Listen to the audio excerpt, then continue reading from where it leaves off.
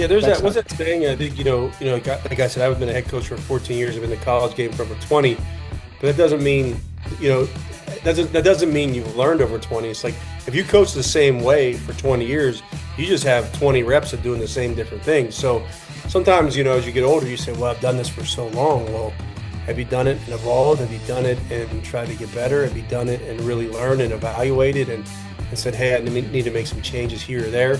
Like that's where the magic sauce is. And it's really hard to do. It's really, really hard to self-reflect, to be, truly critical of yourself, and not critical where you're shaming yourself. Hello, everybody, and welcome to Clearing the Bases, the podcast where we step up to the plate and dive deep into the world of youth baseball. I'm your host, Jimmy Filangieri. On this show, we discuss all things related to the preparation and development of youth baseball players, coaches, and yes, even parents. So sit back, settle in, and get ready to hear from some of the greatest baseball minds out there. It's terrible. I mean, we try to have a policy at our park during summer games where we announce the names of the umpire, and we try to tell a little something about them because we want to humanize them. I don't know what it is, but it's like people just come to games, especially at the amateur level, and just feel like it's their day to unload on that person behind home plate. And it is just, it's appalling. The average age of an umpire now is not good. It's not good at the collegiate level. Like we really have, got ourselves in an official shortage. So if people take nothing from this, I would say thank your umpires. Like they're as big of a part of the game as anybody else out there. No officials, we don't play.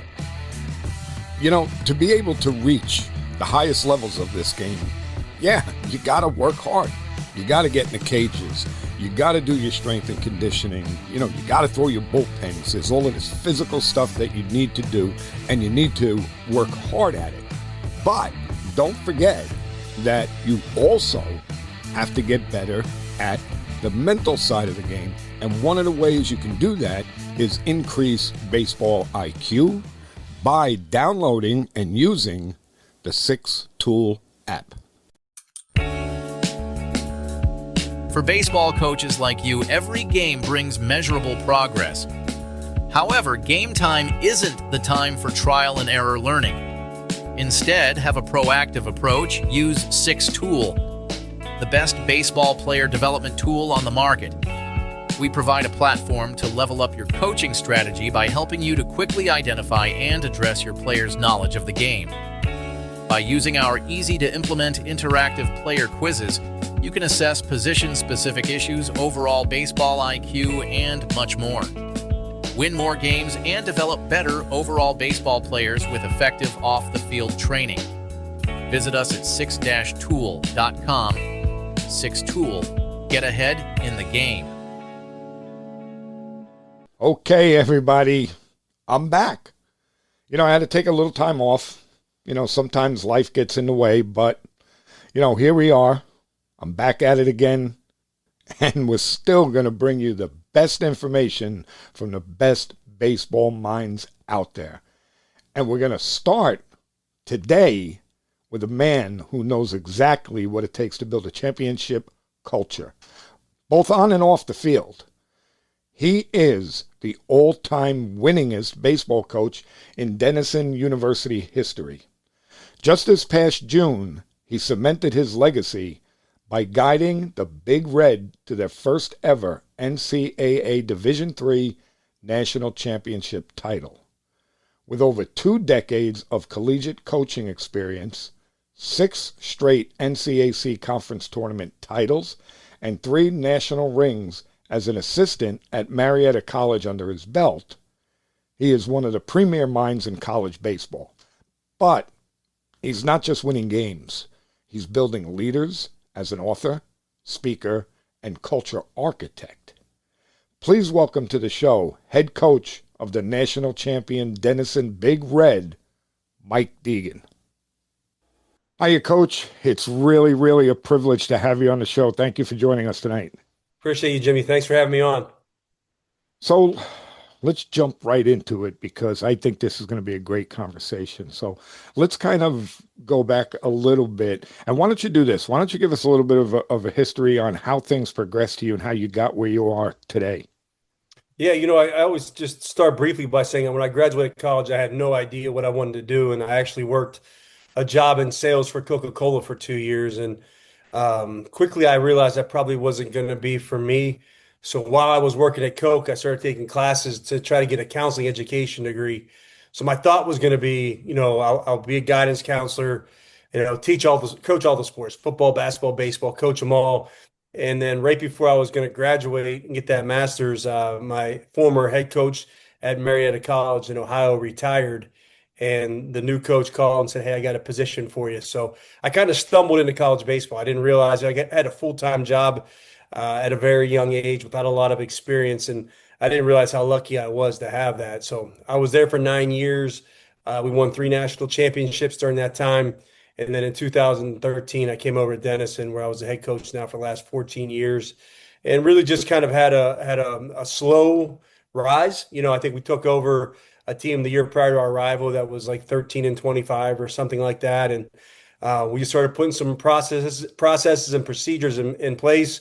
Started talking a lot about championship and winning behaviors, and little by little, we had a target on this for a lot of years, and this past year we cashed in and won a national championship. So, yeah, that's a 20-year journey. I just explained about a minute, but that's who I am, Jimmy.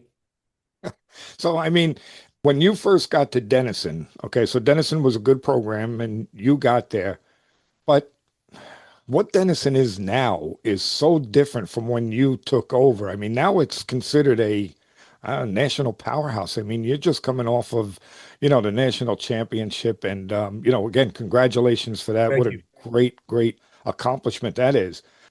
What would you say when you first got there? What were like the first couple of things that you changed that made the biggest difference? I think we just wanted to make it, for lack of better terms, just maybe a little more serious of a program. Like there was some success, like prior to my arrival, like a couple years prior, but it was really in a tough spot, just where, I don't want to say, I think the program just needed some direction. They needed some discipline, just like all kids do, right? And I think that's what we started with. So I think my first meeting, I said this without bragging because I don't want it to come off this way, but we started with 43 people in that first meeting, and I think we finished the season with 25. Oh, wow. And the majority of those, though, were not like it wasn't negative. It was more like, hey, we see where this is going, and we don't want to be a part of this, including, guy that was a starting shortstop, and like really good players were leaving too. But every time someone left, I was really appreciative because I knew that in the long run, we couldn't be the type of program we wanted to be unless we didn't make some changes. And so we did that. And I think little by little, like I said, I think it was just kind of making it just more of a serious program. But I think the biggest thing, Jimmy, for us was it started with us as a coaching staff. One of my big trademarks was I said we want to be a top 25 coaching staff before a top 25 team. And I think so many people focus on trying to accumulate talent or fixing the players. And really, I wanted us to function as a high level coaching staff. And then my belief was in due time, the players and our performance would catch up. That's pretty interesting. Yeah, I mean, I can see that kind of dealing with something very similar where I am right now, where I can see this coming year because there was a coaching change that was done just matter of fact, it was last week or so. And it's going to be a very similar situation where I think Mhm. kids are going to be like, well, wait a minute, this is not what it was like. And, it's going to be, again, like we were talking about before, almost like a culture shock to some of the kids. So, Sure, and it is tough, and it'll be tough on the kids. And I think you can do it in a really humane way, though. It doesn't have to be my way or the highway, or putting the flag in the ground. I mean, there'll be some of those moments, I'm sure. But I think, if you can do it from a lens of support and, hey, no, this is, we do run on and off the field. We do show up on time. We do cheer for our teammates. Like there's some non-negotiables. But I really believe, like I said, even in our situation where people left, I think they knew we were doing like the right things for the program. It just wasn't going to be right for them. Then they had to make some decisions. But like I said, I think you can still do it in a sportive, caring way, even though some people may choose not to be a part of it. Well, yeah, I mean, let's face it, and I agree with that 100% because, the number one thing you have to do is develop those relationships with those players first and foremost. Mhm. Okay, so once you do that, now you know how to handle a player. And there are some players, and you know this better than I do. There are some players you got to kick in the butt, and there's other ones that you have to, put your arm around them and give them a hug. Sure, sure. Yeah, the old Mike Tomlin, Pittsburgh guy we were talking prior, but Mike Tomlin has a line of, some people it's much easier to say whoa than sick 'em, right? So some people you have to reel in, some people you have to tell them to go. But yeah, everyone has a little different personality. Everyone has different ways that they're motivated. I think our job as coaches is to, like I said, I mean, it's to listen in and try to get to know them. But obviously, there's just non-negotiables within your program. And sometimes, that's where the flag goes in the ground, and on those values, on those things that are critical to the organization. Yeah, yeah, and I love the word. I love the way you put it, non-negotiables, because yes, there are. The way we wear a uniform, the way we stand for the national anthem. There's so many things like that a lot of people, and again, like we had talked about earlier, this show is geared towards youth and high school coaches that maybe don't understand the importance of those details, that everything that we do is in the details. And by developing that discipline to do those things right, well, then when you need a guy to get a bunt down, they're going to have that discipline to get that bunt down. Sure. Yeah. I mean, the details are critical. And I think as now I'm in my 14th year at Denison. I think I probably got a little more lax on a few things. Yeah, we used to, when I played at a program, you had to have a certain haircut, the Yankee way, no facial hair, all that stuff. And to me now, as long as the DNA is good, now as like I know we have kids that wear earrings, we have guys and that used to really bother me in the past, but I'm at a point now that they got a good heart, they play hard, and they play hurt, they play tough, they're great teammates. I mean, who am I to judge some of those things? But absolutely, man. I think, there's that saying of how you do anything is how you do everything, which we can agree with or disagree with on some fronts. But I do think there's a way that champions behave. And I think there's a way that high level performers behave. And, I think there's definitely some wiggle room within how that happens. But I think just definitely having some guardrails in place are critical for the leader to establish. Yeah, I agree. So let's move on to something because this was new to me this year, is because I'd always been a high school coach. I became a college coach in January, and I started recruiting. Okay, and this is a new world for me. So tell me, like, what do you value when you're looking at recruits? I mean, obviously they have to have talent, but when you're looking at recruits, what's the main thing that you're looking for? For us, there has to be a certain fit. We're a high academic institution, so the education has to matter. I've been amazed at how many good, talented baseball players are out there. Like they're out there. Like they really are. But for us, we say our shared purpose is to compete on a national level and provide a elite student athlete experience. So to compete on a national level, there has to be certain skill set, like let's not kid ourselves, right? Like to play at the highest level of Division III baseball, it's like mid-major Division I baseball, I would say at the top of that. So, you have to have a certain skill set. And then on the flip side of that, they also have to want to experience Denison at a really high level, meaning, take advantage of our career center, take advantage of their classes. And not everyone comes in that way, but if they don't have they don't value the education at some level, I just don't think it's going to be a fit. And then as far as on the field, I mean, we do. I mean, we play to win. Like you have to give in a little bit in our program. Like it's a place where, we have a word called mudita, that means vicarious joys, can be happy for someone else's success. So there has to be a level of selflessness with the players. There has to be those types of things. They have to be obsessed with getting better. Another one of our words is Kaizen, which is continuous improvement. But if they care about getting better, they can pour into others more than themselves. They're going to have a shot. And how do you identify that? I think there's ways, like when you're watching someone play, you can see some of those traits, but also in our recruiting visits. I think a good conversation with players and parents alike, you can get a sense as to do they value some of the similar things that you value.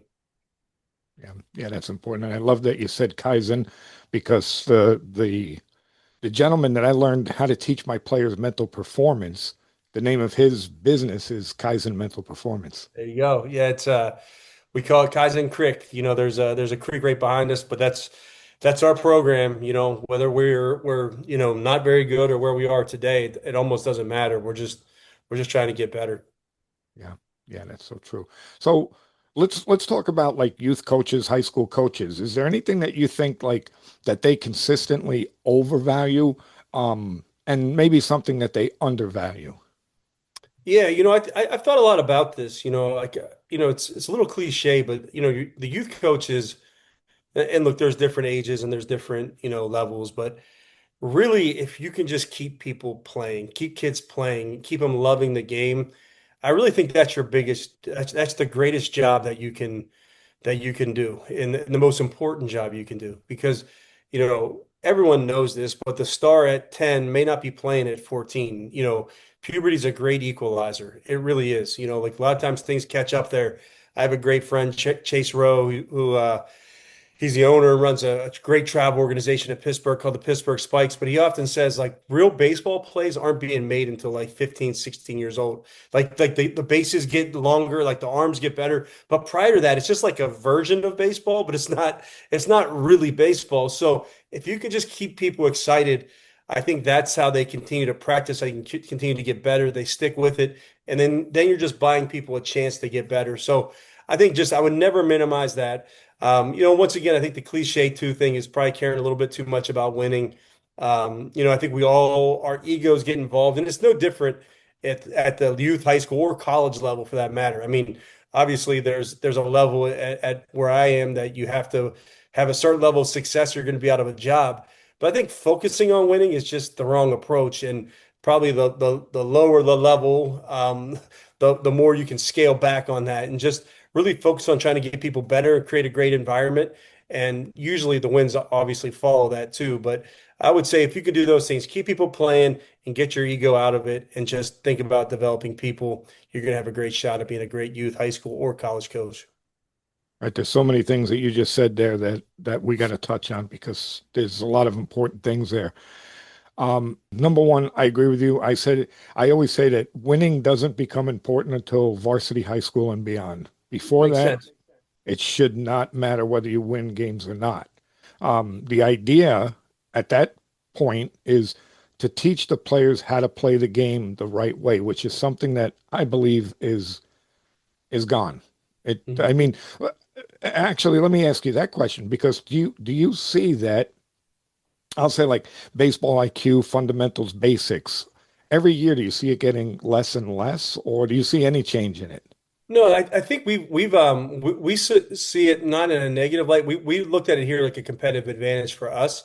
By that I mean, we spent a lot of time like in our fall. We probably play more than any program in the country. Like we enter squad scrimmage a ton, and we do our teaching through the game, because what we have found is that guys throw harder now than we ever had. They hit the ball harder. They're faster. Like there's like physically they've gotten a lot better. And I think sometimes people my age want to shout the clouds and say, no, no, like I think they're better physically. But, yeah, when to go first and third, good bunt situations, all those things, they're just not practiced as much at the youth level now. So the focus has just shifted to more skill development. And it's not that much different than what you'll see like in Latin America. Like if the Dominican Republican, they chase velo, hitting the ball hard because they want to get signed earlier. Well, I think that mindset has kind of shifted a little bit to the States. But anyways, we see it as a competitive advantage. So yes, it has changed, like it has. But if we can, create winning baseball habits, that's what we say. Like ultimately, we're trying to win games. That's where we feel like we can exploit it the most. So we spend so much time teaching many of those things that you just mentioned. Yeah. Yeah, I mean, I know in the last, I would say, I don't know, 10 years, maybe even more, that I have to focus on that because, and I don't want to bash it, but the travel baseball world, they play a lot of games, but they don't practice. So they're not learning like a simple little thing like when, you get a base hit to the outfield, you're thinking two right out of that box. You're not just assuming it's a single and just, I'm satisfied with a single. So we have to teach that type of thing to the younger players so that when they get to you don't have to deal with it. They already know, make the Yeah, turn yeah. and you're thinking too. Yeah, there's so many of those things, but like I said, we've learned just to realize that the moment in time and go, hey, now like if we can get our guys playing hard, if we can get them buying into a team concept, if we can get them moving runners, like then we're gonna have a shot. But you're right. I mean, the model is just tough right now. I mean, we host games in the summer. There's just so many games. I don't blame anybody. I really don't. I mean, you have Oh, 12 guys or 13 guys on a team, and you're gonna play 5 or 6 games, and pitching's thin, and it's hot, and it's 90 degrees, and you're playing at 8 a.m. and 5. Like I don't know how anybody can really play hard or play committed or play like a good, clean game of baseball. But like I said, for us, we just see it as there's a gap right there that if we can close that gap, we're gonna have a better chance of being successful. yeah, absolutely. I agree with that 100%. The other thing that I wanted to get to that you used the magic word because I think this needs a lot of discussion and it's ego. Hmm. Because my feeling is there's no place in coaching for ego. I mean, you have to be humble or you're going to be humbled. Yeah, that's what they say, right? Baseball, either you're humble or you're gonna get humbled. Yeah, I like how you said that, but no, I think it's something we all battle. I think when you get into coaching, you get into it for a lot of reasons, but some of it is some people get in because they had some unfinished business on the field, right? Like they feel like, maybe their career was short, and if they would have done certain things, and so yeah, it becomes a little bit of me focused, and I'm not pointing the finger because I think I have it, and I think we all have it in some capacity. But I think the more you can distance yourself from that, the better off you're going to be. And like I said, I just see it as a competitive advantage. Like if I can really pour into our guys, it's not about me or our coaching staff. And although, like I said, our names on the wins and losses, and there's an element that we're involved in. This is what you do for a living and you care deeply about it.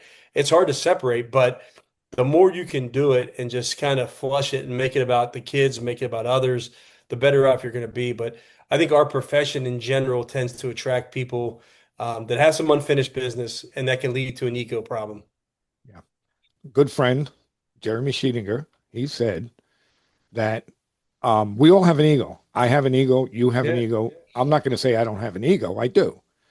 But, okay, you have to take that ego and you got to put it in a cage and keep it locked up and only let it out when you need to do that. And I thought that that was such a great way to put it. Yeah, so good. And she's a good friend of mine too. And yeah, no, it's a great way to put it. I mean, like I said, I think that kind of what we're talking about maybe more than ego, and that's one way of looking at it, but it's just awareness. I think one of the key traits of a leader is self-awareness, and it's knowing sometimes when your ego gets involved. It's knowing when you feel heightened and like the bad you is about to come out. But when you can develop some awareness, I think that's one of the biggest things that are missing in coaching. Look, there's no barriers to entry in coaching. Anybody can get in, like Yeah. especially at the lower levels, anybody can coach. So there's no like prerequisites for things you have to pass to do it. And so I think if you're not careful, you can put some of your baggage on players, and that's not what you want.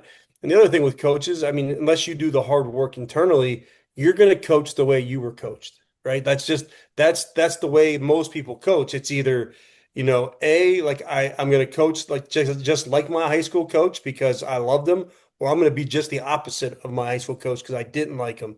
But you never really do the work to understand yourself as a leader. And I think the more you can do that, I think that's when I mentioned earlier, like we are going to work on ourselves first. I think most coaches can refuse to do that. They just look outwardly instead of looking inwardly and saying, how can I be a better coach, person, leader, husband, whatever it may be.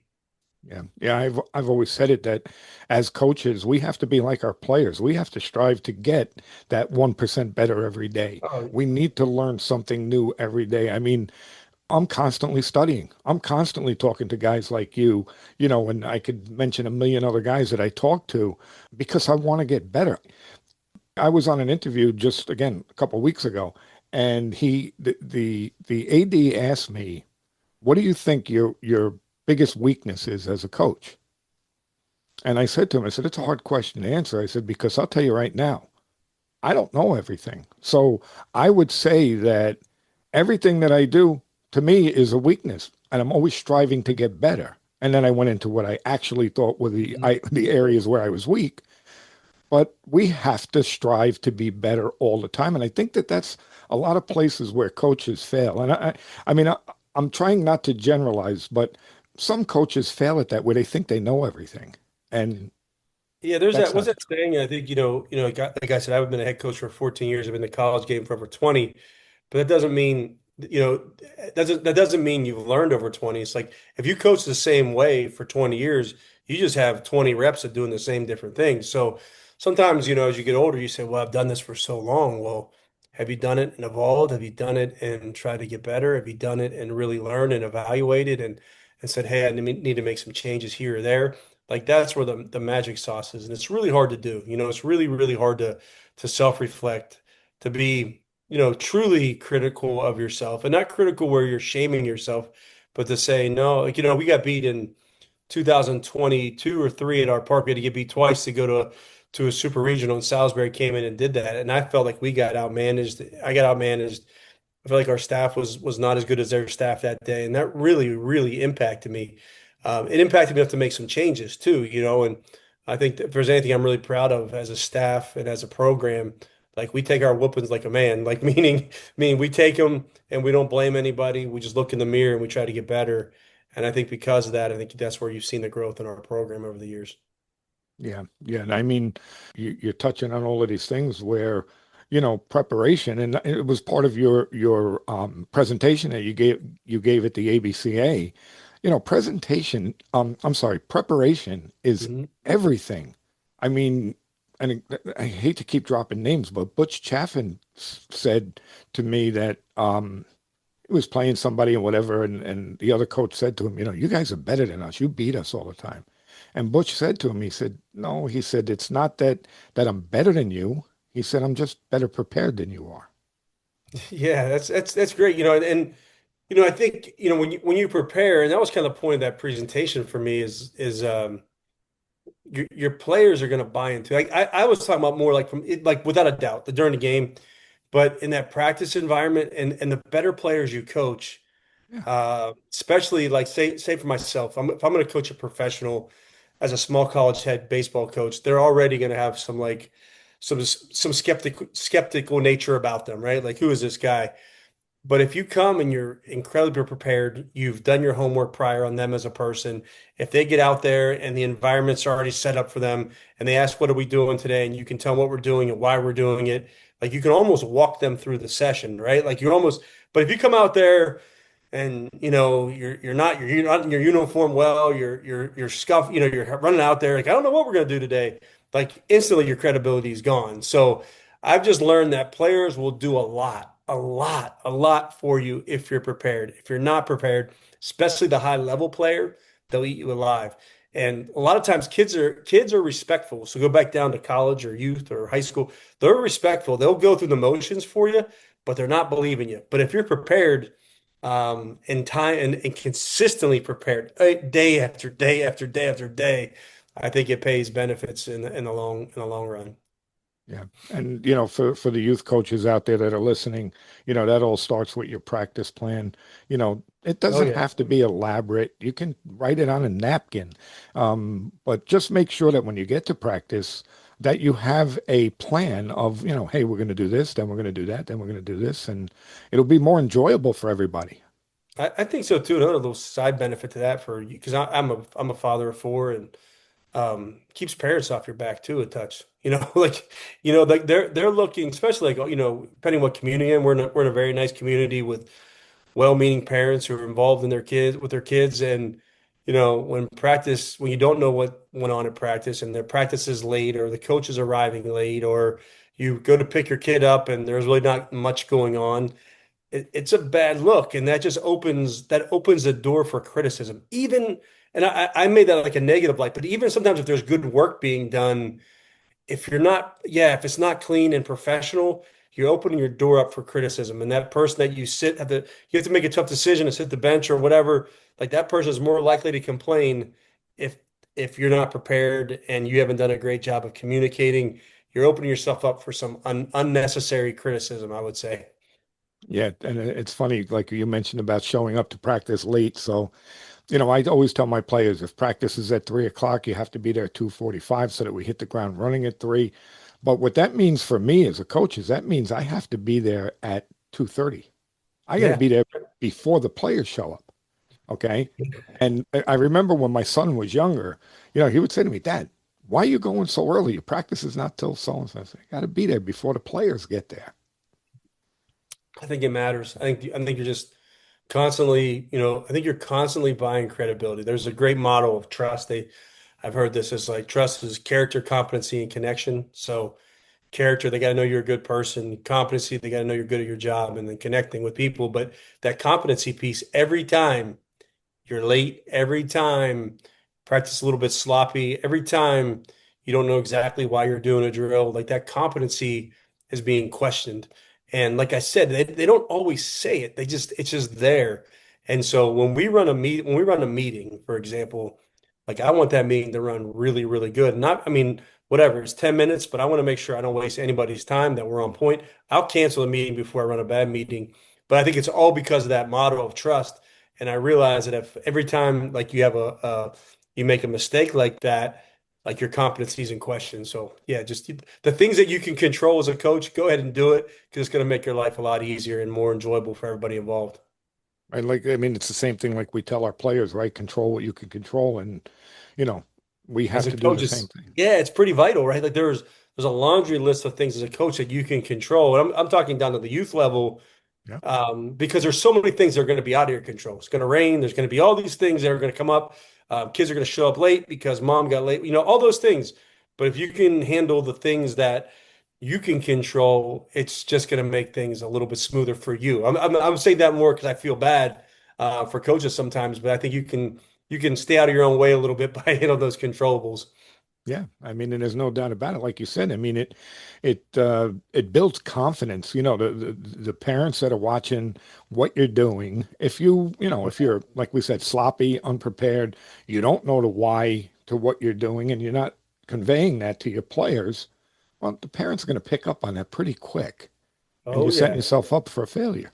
Yeah, I mean, look, leadership is leadership too, and that's what you're doing out there. You're leading, and like I said, depending on what community and what environment you're in, we're in a in like a great area where there's CEOs and there's people like leaders of the community, and while they don't coach, they know what good looks like. Let's put it that way, right? Like I don't know what the heck of that how to hit a baseball, but I know if there's 12 people standing around and one hitting, it's probably not good, right? I know that as a leader, being the first to the meeting is probably pretty important, and you're not, you're always late. So I think people can pick you apart a little bit, but yeah, I say this, Jimmy, because I have such admiration for coaches. I worry about the high school coach because I worry that like who's going to do this pretty soon, like because the pay is non-existent for the most part.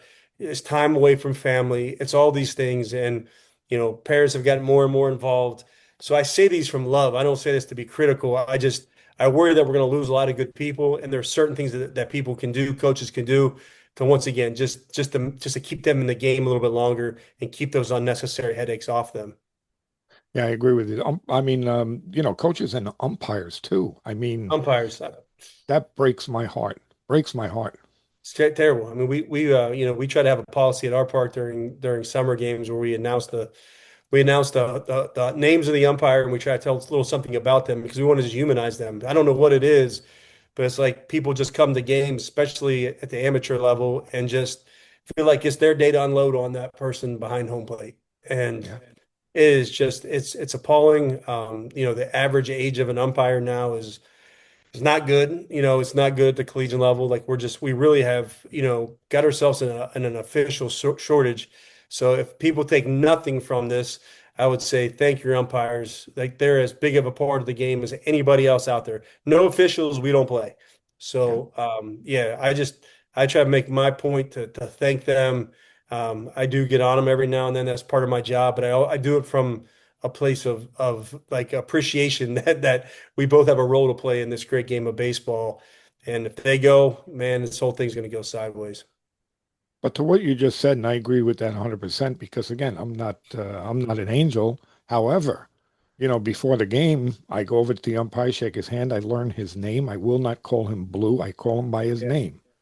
And then, if something goes a little sideways, they understand what you just said is that I have a job to do. They have a job to do. I'm not doing it because I'm mad at you. I've got a job to do. And, after the game, they'd say, whatever, Pete, nice game. Thanks so much. See you next time. Yeah, yeah. People would be surprised. A lot of those conversations aren't even really conversations. They're just it's showmanship from the coaches just trying to, yeah. So it's yeah, you get a flat dugout, you need to go say something real quick. But yeah, it's no, I just it really does. It's really alarming to me. I've done this for a lot of years, and officials very, very, very rarely cost the team a game. Very rarely. I can name probably on one hand times I really feel like officiating has majorly impacted a game. Usually, the better team wins. I can speak because I'm not on a soapbox, but we just came off of it, and we had a lot of calls that didn't go our way. We had a lot of things that and our players overcame them. So every time there's a blown call or whatever it may be. And by the way, most of those blown calls aren't blown calls. I've learned that now in the World Series, there's replay, and I'm like 0 for 5 trying to get something overturned. So I'm not even right when I think I'm right sometimes. So, anyways, I think we can all just take a deep breath and go, look, it's probably not the officials that cost us the game, right? It's probably not. It's like there's once again controlling controllables. There's a million things we could have done too. And did they make some mistakes? Absolutely. But did Johnny walk 9 guys because he threw the ball to the backstop? Yeah, he did. So let's worry about that and not worry about them. It's Exactly. just a I just a loser mentality, man. That's the way I look at it. Like you're just gonna blame everything. You're gonna for the rest of your life just blame others, or you're gonna take some responsibility for what you can control. And I think the more you can live in that space, the better off you're gonna be. Yeah, I had a situation years ago. I mean, it's almost comic. Now that I think about it, it is comical. Um, Pitcher balked. Okay. And we were on offense. The pitcher balked. The umpire didn't call it. So I called timeout. I walked over to him. I remember his name was Diego. And I said, Diego, I said, that's a balk. So he looks at me and he goes, you're right, Jim. He goes, it's a balk. So I said, all right, you're going to call it? So he goes, look, he goes, if I call it now, I'm going to look like a real idiot. He goes, could you let it go like that? So I said, all right. I said, yeah, I'll let it go. I looked at my hitter and I said, do me a favor. I said, hit this thing over the second baseman's head in the gap. I said, and it makes that balk, go away.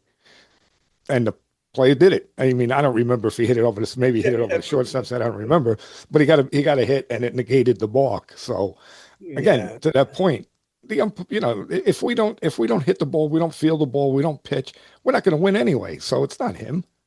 yeah, it's not. It's really not. And like I said, we've been on the short end of a few, and I know I love that story because I've had a few very, very human experiences like that where it's one of my favorite things, by the way, when officials just say, "Hey, I missed it," like, and then I say, "Hey, don't worry about it," like it's like it's all, it's like I don't know, man, I blew it, and like, all right, yeah, cool, But anyways, yeah, it's I don't know, I just know how many mistakes I make throughout a game.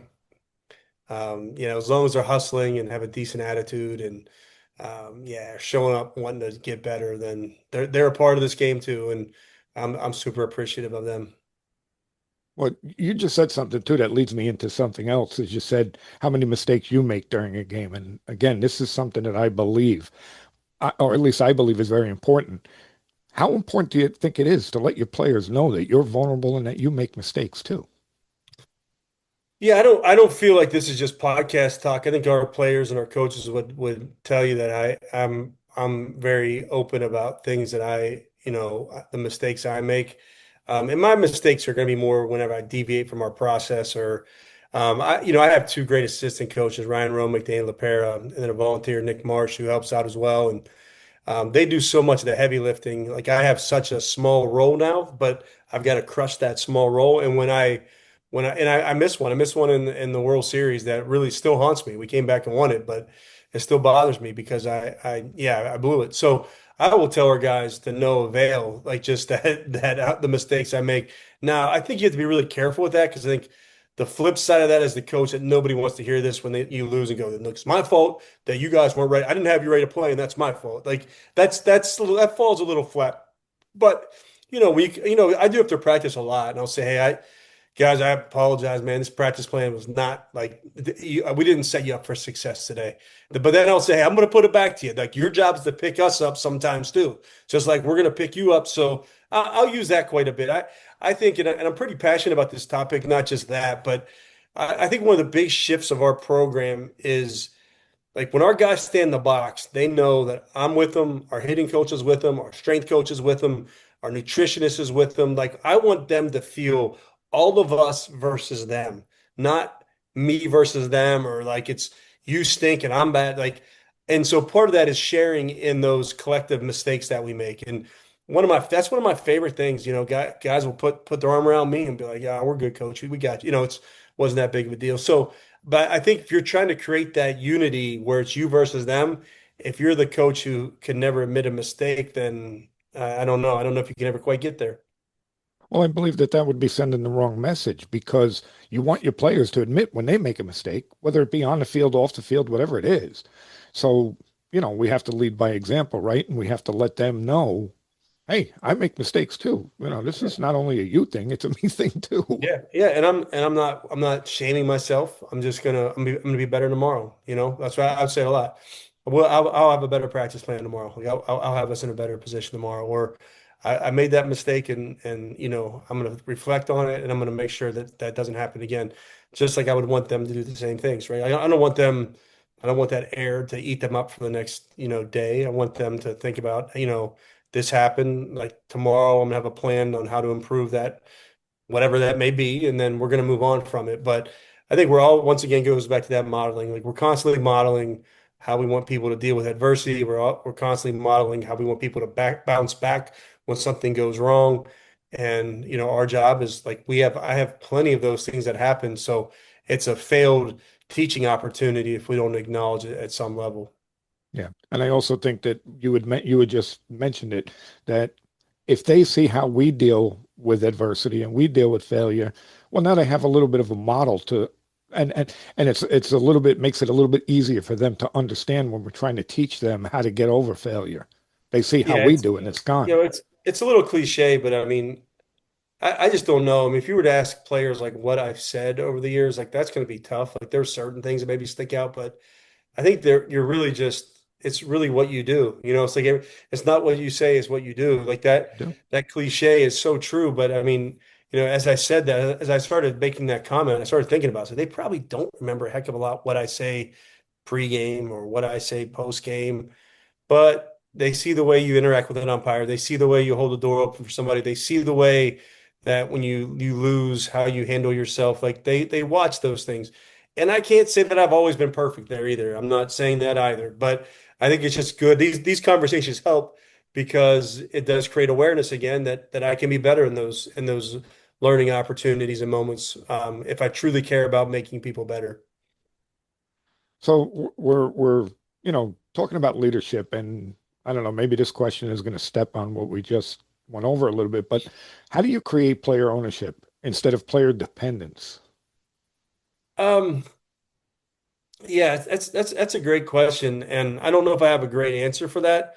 Um, I just I think the coach, like I feel like I've said like my leadership style is much more like a gardener than a chess master, like where we just try to create the environment and then put guardrails up and then they go play. So I think that's like how we do it, like where yeah, we have once again the non-negotiables. They know how we want to play. They know, like the behaviors of what a June baseball program looks like. They know those things, and then now my job is to let them go, kind of go do their thing, and then rely on them and ask for feedback, and then all that vulnerability, those things that we talked about. I think that ends up leading to the ownership. Um, yeah, I think that's a great question because I think over the years, like we have moved from where the coaches were probably the star of the program, like we were the focal point, to now the players are so much so. After we lost, game two in the championship series, we had to get a rebound and play in 30 minutes, and we were up. When we were up 7-2, we had to hit 3 home runs, including a grand slam, and we lose. And so people have asked me, like, what did you say? And I said, go get a drink and get a sandwich. And then I just sat back because it was, they are so good and so tough that I feel like they were better than I was to handle that situation. So that's probably my example of not being a coach dependent and a player led team. And I had to like give in right there because it was quiet for like the first 15 minutes. People were just eating and drinking. And then like about 5 minutes before game time, I saw guys going, "Hey, let's get going, but let's get going. One game here, one game." So anyways, like that became, but for a minute there, I was going, "Uh-oh, this may backfire on me." But it's their team. So a little long-winded there, Jimmy, but I think that's maybe my best way of describing how we've kind of evolved in that space. Yeah, no, I don't think it was long-winded at all. I think it was a great answer. Again, that freedom, and again, we struggle with that at the lower levels. Um, with trying to get players to understand you own this, not me. Okay. Hmm. I'm here to guide you. I'm here to teach you. But you know, don't depend on me. It's how you're going to. In other words, kid's struggling with hitting, let's say, okay, and he comes, hey, coach, I'm struggling. Okay, I want you to do this drill because I think that drill is the one to help you. Well, if you go home and you work on that drill every single day for, a couple of weeks, okay, you're taking ownership of what was going Hmm. on. And I is all I did was give you the information. So you're Hmm. not really dependent on me. It's you. Am I Yeah. wrong? No, no, no, not at all. I like the way I view a lot of this now, and I'm talking more from a college lens right now, but Yep. I think there's probably some carryover. Like there's the word like collaboration, but so much of this is collaboration. Like, and we have more resources. Like I said, we have people that can help, but really it's all those people combining to try to give the player the information that we believe could help them be successful, right? So like we have a model we call it the face reality meetings where we try to accurately assess where they are right now, and we have data that can help us with that, like whatever that may be, and then where they want to go, right? And so, so you have where you are and where you want to go, and then coaching and growth is like that gap between those two things. So that once again, now to your point, we're making some suggestions. This is what we think. We think for you going away and playing summer ball, getting 120 at bats is great. We think for you it may be doing this or that. So, but you now have ownership though to say, let's, and so we have a back and forth with that, but that's a little bit of an older, person model, but I don't think that's from that standpoint of here's where you are, here's where you want to go, and how do you want to get there. I think that's still kind of a fundamental question of coaching at any level. Yeah, I mean, like I said, it's one of the harder things to do at younger ages. But I also believe the younger you could start teaching them to take ownership of their path, then I think the better off they're going to be as they get older. Yeah. It's like anything else. I believe that anything that you teach them, that you start younger, um, is only going to benefit them if they're serious about playing a game. No doubt. And if they're not, I think it's still a good lesson on, whatever ownership they end up wanting to take in their life, whatever it may be, right? Like whatever, that's kind of the thing that having kids of my own, like I just want them to find a mentor. I hope they find something that they love to do. I don't care if it's baseball, band, hockey, chess. Like I don't care what it is. Like if they find something they love to do and then find people like yourself that care deeply about that thing, like that's where like the great growth comes from. Like that's because those coaches can push them a little bit more. They can say things sometimes that you can't say as a parent because you love them so much. But anyways, but yeah, that relationship will pay dividends, not just in baseball, but in any process of their life. Anything. Yeah. So now what I'm going to do is I'm going to jump into a little bit from your presentation. I mean, I know I touched on it a little bit, but there were a lot of things in that presentation that I have to ask you about. The first thing you started out your presentation and you gave one of Clint Hurdle's quotes, "Greatness is being good for a really long time," and you Yeah. said that it impacted you. Tell me why. I just really believe that. Like I feel now like a hypocrite because we just came off the national championship. But I'm probably what I'm most proud of is like our sustained success. Like I think that's what's really hard to do. And if you ever look at the Hall of Fame, you ever get bored, look at the people in the Hall of Fame, like it's like careers of like 15, 18, 19 years in the big leagues. Like it is to get in the Hall of Fame, you have to be like good for so long. And to me, that's the mark of it. I see programs, teams, individuals, I see like a player may splash through the fall for us, but I'm like, that's just the fall. Like you got to back it up in the spring, then you got to do it in the summer, then you got to do it again in the fall. Like to be good over 20 at bats is nothing. To be good over 5 innings is nothing. To be good over one season is nothing. But to do that year after year after year, I think that's where greatness resides. So, but yeah, Skip mentioned that a long time ago, and that really resonated with me, and it's something it's because it's a belief I hold very dearly. Is like that's the organizations, that's the people that I study the most are the ones that are good for long, long, long, long time. Well, one of the things when you said that that came to my mind is context. Okay, so greatness is being good for a really long time. That doesn't mean that you won a ton of games, does it? No, no, I think it's just no, I don't know what it means. I just think that you run a really good program. I think you all can.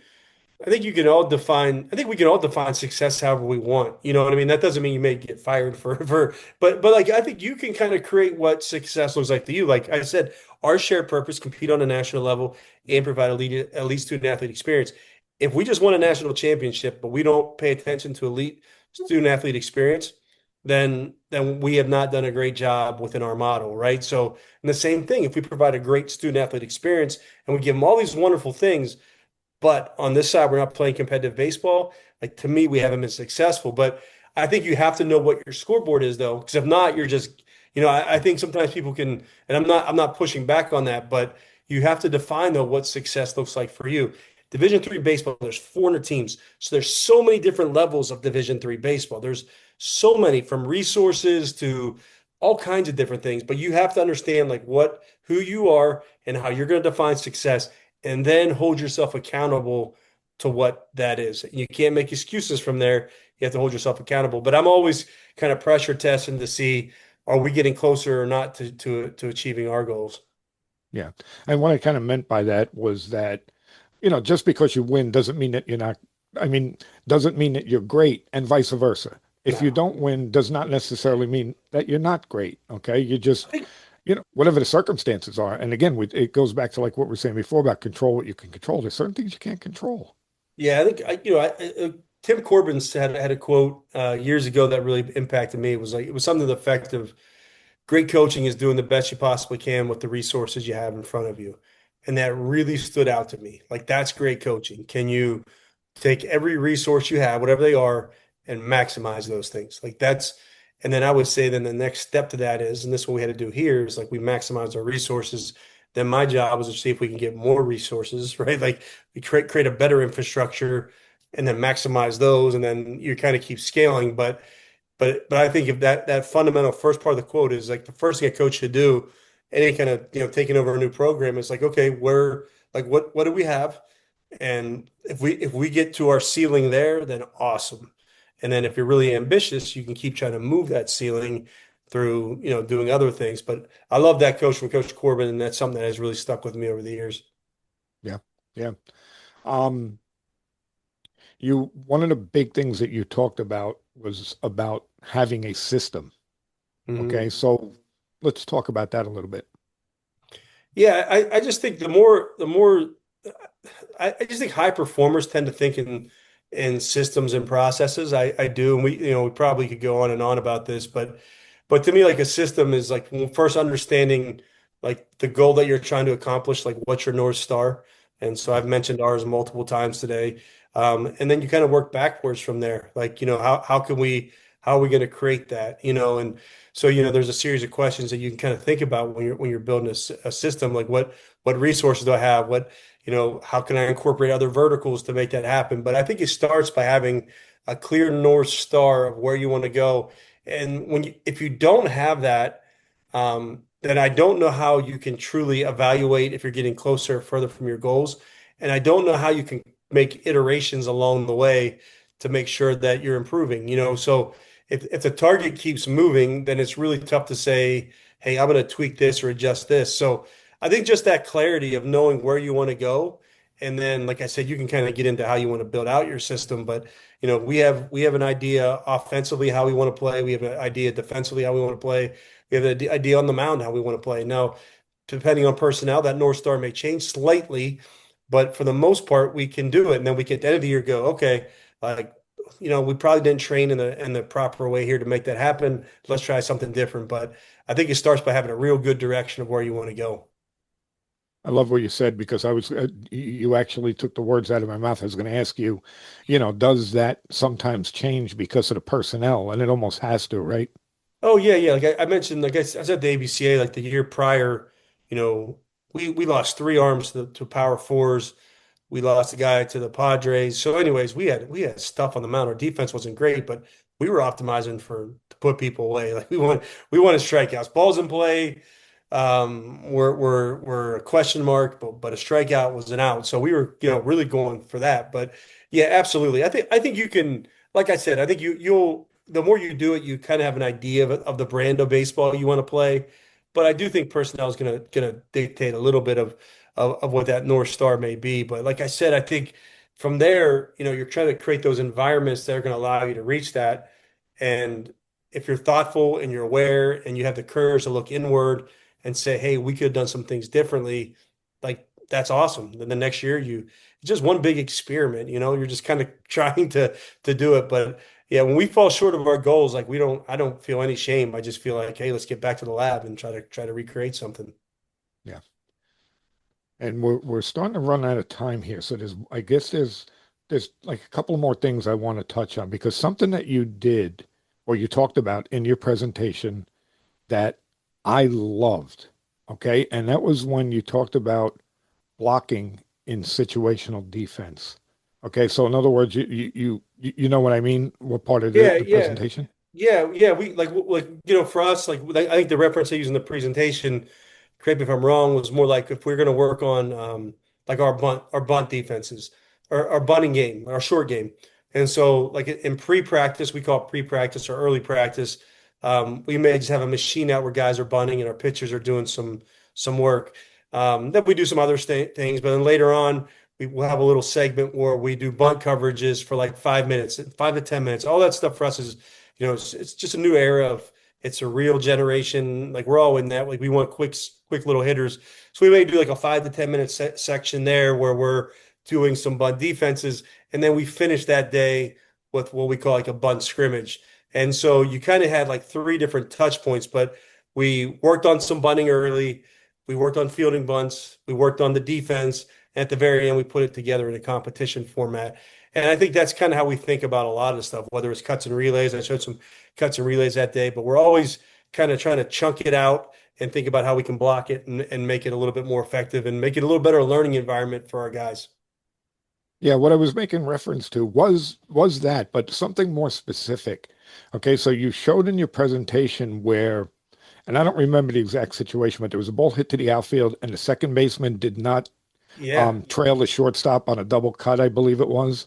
Yeah, And that was so you basically blocked it like they would do like in a with a theater group, the way they block their plays. You blocked it, and I thought that that was a powerful thing for young coaches to hear how important that is.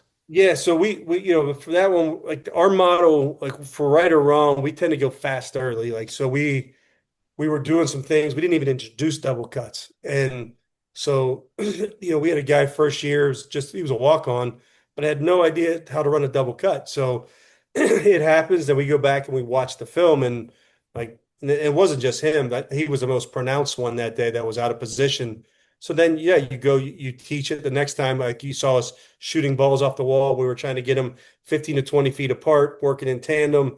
And then we realized we got that a little bit figured out, but then our redirects to the plate weren't very good. So then we created another drill to try to simulate that.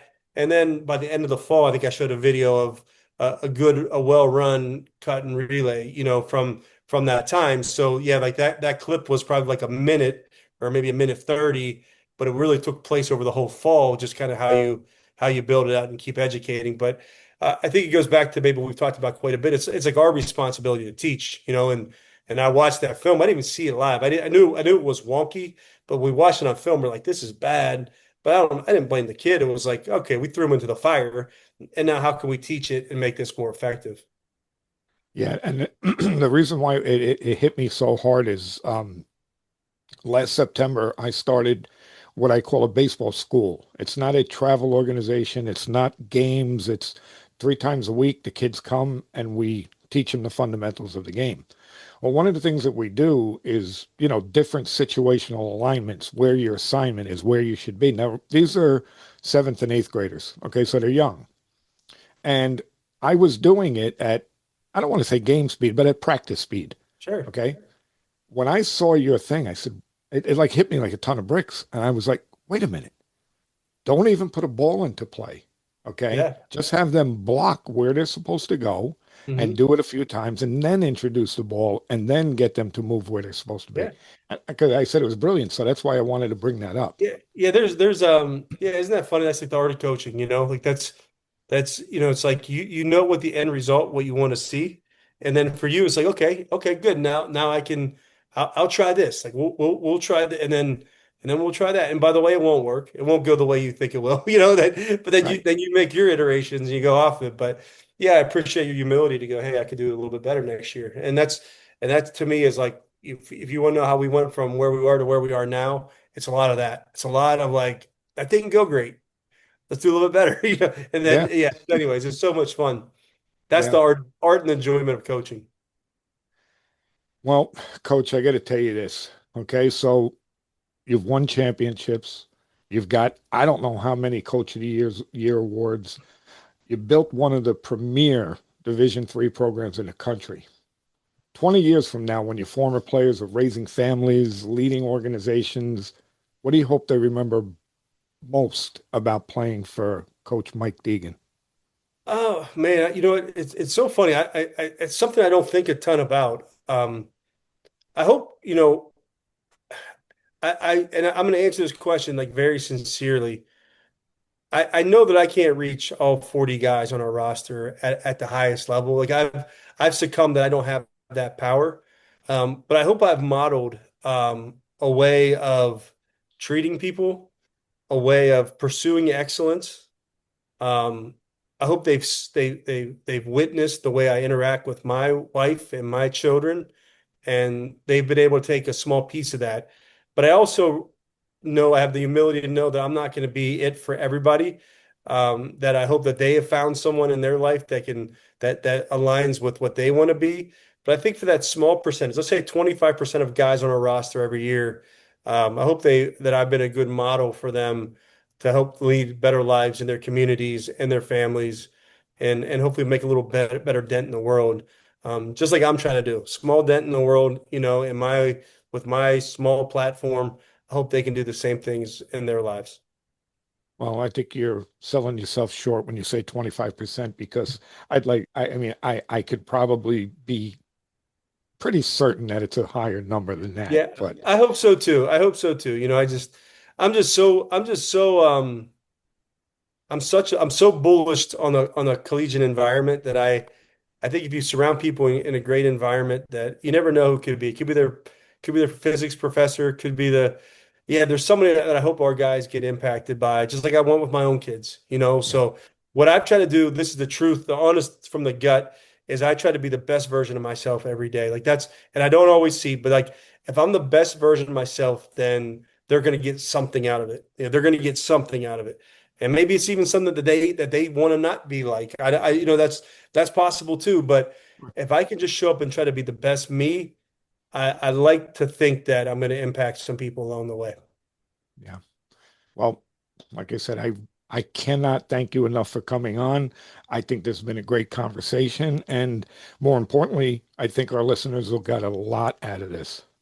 Great. Well, I appreciate you having me on. I'm sure you'll share my email and contact with people. And if someone wants to shoot me an email and banter, this is what I love to do. I love to connect with people and learn and grow. And any question people have for me just makes me be more thoughtful in how I want to approach things. So thanks for having me on, and appreciate your listeners dialing in as well. Well, actually, before you go, why don't you give everybody your contact? Maybe any social medias you have. Yeah, You know, I'm on X. I think X, Twitter, whatever you want to call it, Coach. I think it's Coach Deegan. My email is just my last name plus M, so Deegan M at Denison.edu. Those are the best two ways to reach me right now, I would say. And we'll spark up a conversation. And like I said, I love doing this. So it's an honor when people do reach out. Yeah, again, I'll say it again. I really appreciate it. So, look, go at it again next year. Let's get a repeat. I mean, I know, you probably hear that from everybody, but look, if anybody's going to do it, you're going to do it. Yeah, I appreciate it. And like I said, we're gonna, just like you said, you challenged me there too. Like if we don't hold up our bargain on the student athlete experience, none of this matters. So we'll work our tail off to be better this year than we were last year. And whether that results in a championship or not, I don't know. But I know we'll work relentlessly to try to create a great experience for our guys and put ourselves in a position to win. So I just don't know any better than to at least give that a shot. So thank you. We're going to give it one heck of a whirl. Yeah. So thanks again, Coach, and enjoy the rest of the night. Appreciate you. Thank you. I really got to say that it really feels good to be back. And what better way to do it than having a tremendous conversation with Coach Mike Deegan from Denison University. There are a few themes that really stood out today. First, championship programs aren't built on shortcuts. They're built on standards. Winning is the result of consistently doing the little things well, every day. Culture isn't something that you talk about, it's something that you live. I always said that culture is pretty much, if you want to bring it down to the basic meaning of it, culture is really just the way we do things. The second thing is that talent may get a player noticed, but character, coachability, and a willingness to improve are what really keeps players moving forward. That's the message that every player and every parent needs to hear. The players who continue to develop, well, they're the ones who embrace feedback, compete every day, and understand that growth isn't always linear. Another takeaway is that development doesn't stop when a player reaches college. It accelerates. The best college programs aren't looking for finished products. They're looking for players who love the process, who are eager to learn, who are committed to becoming better teammates and better people. I always say we're building baseball players, but we're also trying to build good people. So Coach Deegan also reinforced something that we've talked about many times here on Clearing the Bases. The game still rewards the fundamentals.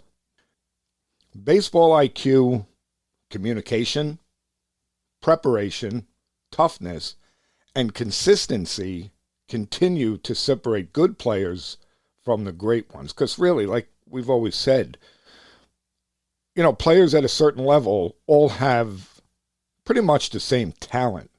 But what is that separator? That's what we're all looking for, is what separates those players. The baseball world is constantly evolving with new technology and analytics. Those foundational skills remain timeless. So for the coaches listening, continue investing in your players beyond the scoreboard. We talked about it a little bit in the show about when does winning become important. Build those relationships. Teach the game the right way. And remember that the impact you make often extends far beyond the baseball field.